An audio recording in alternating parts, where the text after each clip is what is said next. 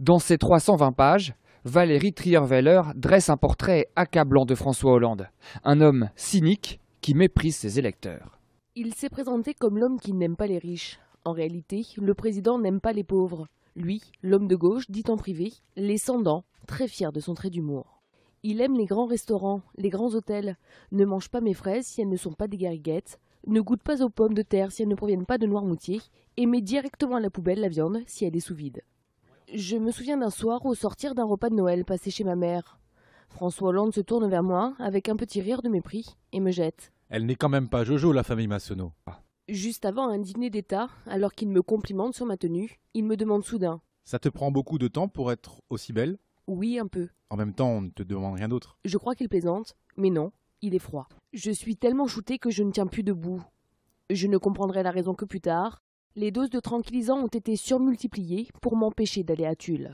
Je sais ce que Ségolène Royal lui a demandé en échange de son ralliement, y compris financièrement, et je ne doute pas qu'elle ait obtenu gain de cause.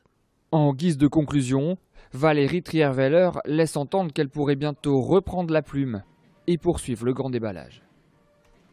Valérie, première question. Est-ce que vous avez vu les photos de François Hollande à la plage? Oui, j'ai exprimé mon émotion et je continuerai à le faire. Et vraiment, si vous voulez savoir, ça m'a empêché de dormir, ces images. J'y pense encore. Je ne sais pas comment on peut supporter ça. Si vous deviez coucher avec un ancien président et que vous aviez le choix entre Valéry Giscard d'Estaing ou Jacques Chirac, lequel choisiriez-vous?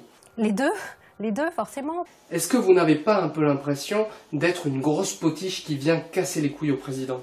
Oui, mais sans être une potiche pour autant. Je ne cherche pas à casser quoi que ce soit. Je cherche à être moi-même. Et je cherche en plus à être utile.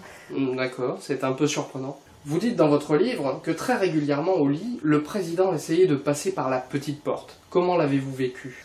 Difficilement, parce que tout ça est brutal, rapide, on n'a pas le temps de se préparer. Et comme je le disais avant, je ne voulais pas imaginer cette situation. Donc, beaucoup de Français disent vous avoir croisé dans des clubs échangistes. Tous les regards se braquent sur vous, comme ça.